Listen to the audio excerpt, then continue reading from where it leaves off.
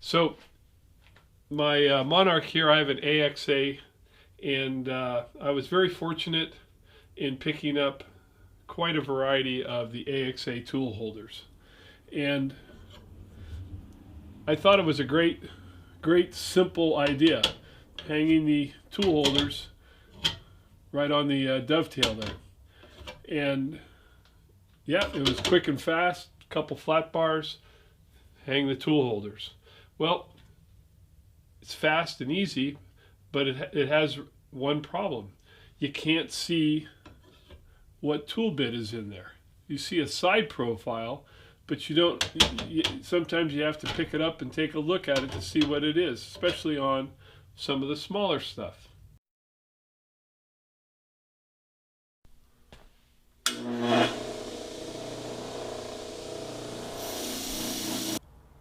And so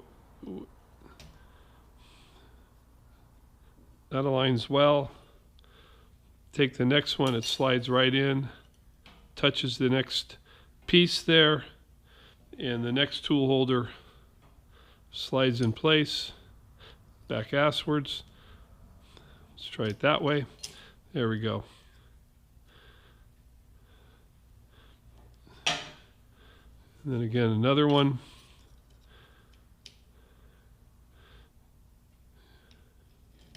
And you see the spacing works out pretty well.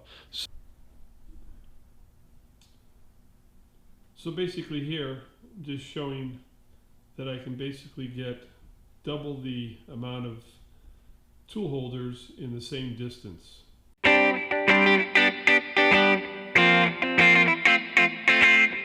everybody, thanks for stopping by for the part 2 of the lathe tool holder rack that I'm building. I hope you'll enjoy it. Some quick clips as I progressed on it. Tried to do things in a production method when my brain would wake up and make sure I was trying to do it in production. But had a lot of fun, a lot of enjoyment. If you notice behind me here, I've got a rotary table. As I was working on the tool holders, of course, I think of something and I go off in another tangent. You'll see a little shot back at the Monarch lathe later on in the video. But basically, I set this small rotary table up on my pallet, and I'm working on a pallet for on top, and then I've got to make T-nuts for it. Other than that, let's see, I've been on vacation since August 1st. Tim has been in the hospital now prior to that. So this is, I think, the 17th of August. And he was in there a week prior. So we're getting on 3 weeks easily. Ended up double pneumonia, blood clots. Hi, Dad. Timmy, wait, Dad. So Timmy's back today. Playing his movies, answering questions, and Dr. Edmonds was just here and said Timmy's sounding clearer in his lungs. And here is his arm. It's puffed up, so he thinks maybe a blood clot. We're going to get an ultrasound for it. Okay, bye. He's healthy now, other than we got to get him back eating again. So it's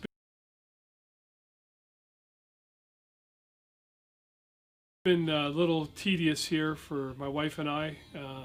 We have to provide the sitters at the hospital. The hospital won't provide any care. It's almost self-service, I tell you. I was tempted to put a self-service sign up on his room. But we're getting through it, and it's made the vacation a little bit rough, but I'm lucky I'm off that I can spend the time there helping him. And in the meantime, I try to get some playtime here in the shop. I just recently got the first set of shots that I need for my procedure in September. Interesting how they affect you, and so far I don't have much of the side effects that they list. The one that I'm hoping I don't get is hot flashes, but time will tell. That's only been 3 days ago. Anyway, Thanks for stopping by. I thank you, everybody, for your support of both me and Tim and your love of Howie. The shop supervisor's snoozing over there while I talk. All right, let's move on with the portion of the video, and I hope you enjoy. And as always, subscribe, share, and catch you on the next one. This is a quick safety video that I want to share with you. Notice I have my safety yellow on. This is from my morning walk so I don't get run over. But I want to read you an email from a friend regarding his accident on his lathe. The grinder project ran almost 9 months, as after Christmas I had an accident with the lathe while sanding a new geared shaft down to size. Pulled my hand in, wrapped it around the shaft backwards, crushing bones, tearing ligaments, and dislocating multiple joints in the fingers of the right hand. Thankfully, the overcurrent sensed on the lathe VFD kicked in, and before any more of me got sucked in. A hard lesson indeed. How to share that with you? Please be safe in the shop. The lathe is a monster. It can attack at any time. Okay, on with the video. Well, I've got all my parts cut, and you can see 2 different stacks here. I decided I wanted to put a little radius on the end of these. So I'm using the scribe here to mark off, and so I can just do it by hand real quick. So guys are probably going, he's using a Mitutoyo, he's ruining it. Well, this is a junk one. You can see there's no face on here. I'm not going to move it because I have it set, but it's working out real quick, just to give me a quick mark, and go through all these as relatively as fast as I can. After I get through with this height, I will turn it and set it so I can do the other direction. Then we'll move on. Actually, no readjustment. Everything's 1.5 inches. Just a lot of scribing.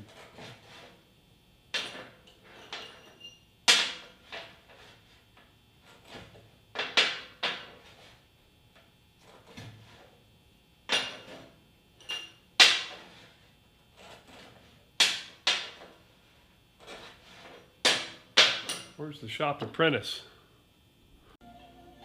There's the shop apprentice. He must be on break because he's taking a long break for some reason.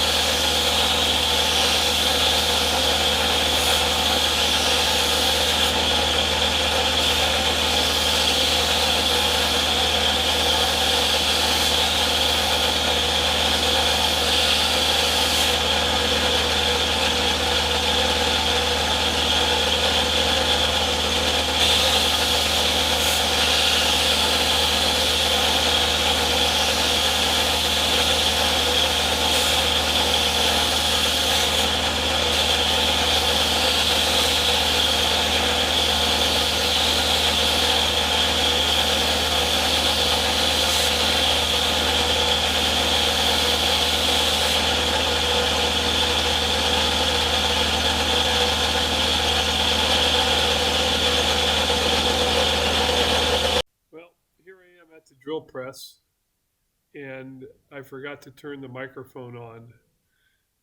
So I'm drilling a 5/16 hole in each part. There's 35 parts. And if you notice, I've added a can't twist clamp on the stop rod as I was allowing the quill to go too far back up into the drill and just wasting time. Using the Heinrich vise that I picked up at a flea market for 10 bucks. Never built jaws for it yet. It's still on the list, but it's going well. So a few more parts to drill and we'll move on with this section of the video.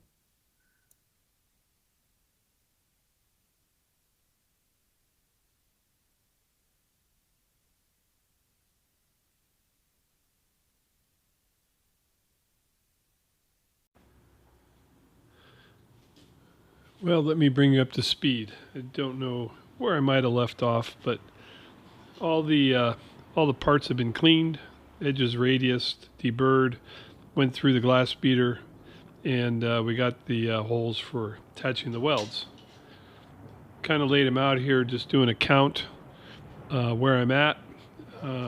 This guy's not welded yet, and I did weld 2 tabs into place.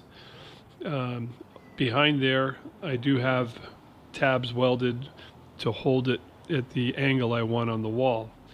So put a couple welds in just to check before I kept on going. Happy with that. Realize that I need to go in a progression so that after I weld, I can hit it with the grinder just to clean it up a little bit. Also using the anti-splatter. Otherwise, it's just more stuff to clean off the back of the next piece that's going to go on, and start putting them together. So we'll bring you back further as I progress.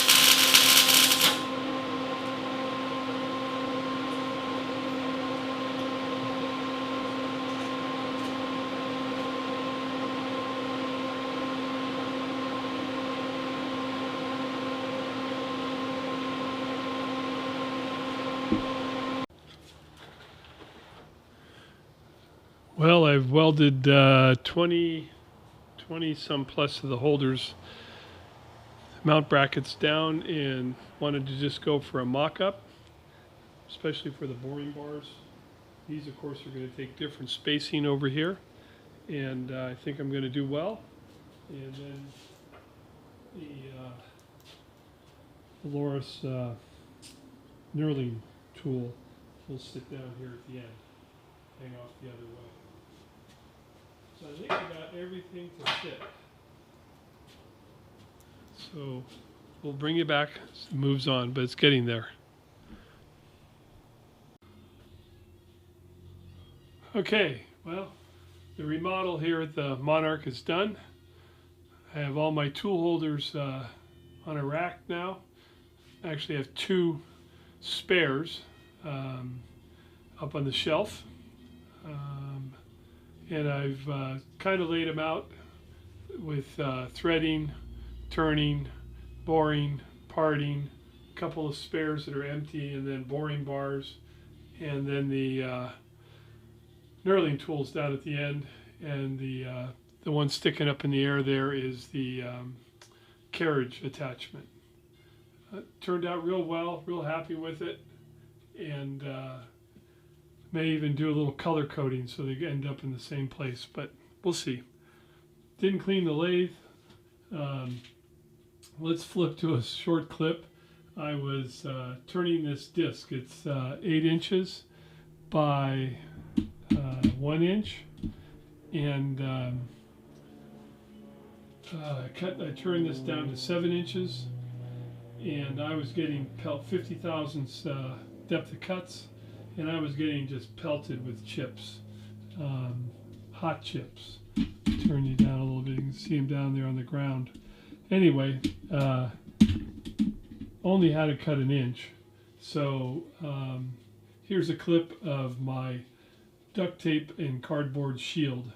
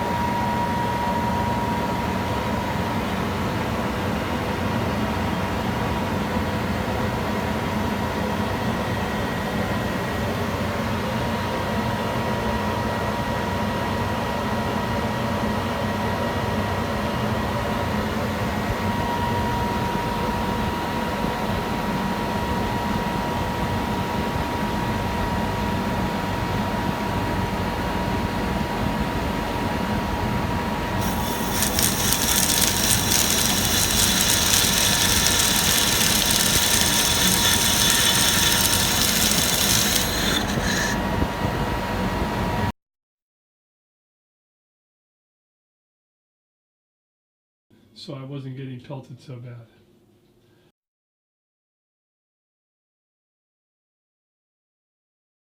And closing the video. Well, I'll do a little handheld, and again, I want to thank you for stopping by the shop. Hope you enjoyed the build, and we'll see you again real soon.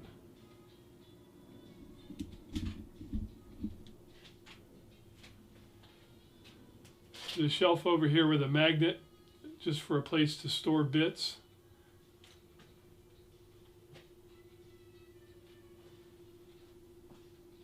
And I got this at just at perfect eye height for myself. Yeah, a couple of the boring bars are hid behind the digital readout, but that's okay. I know where they are. All right, say goodnight.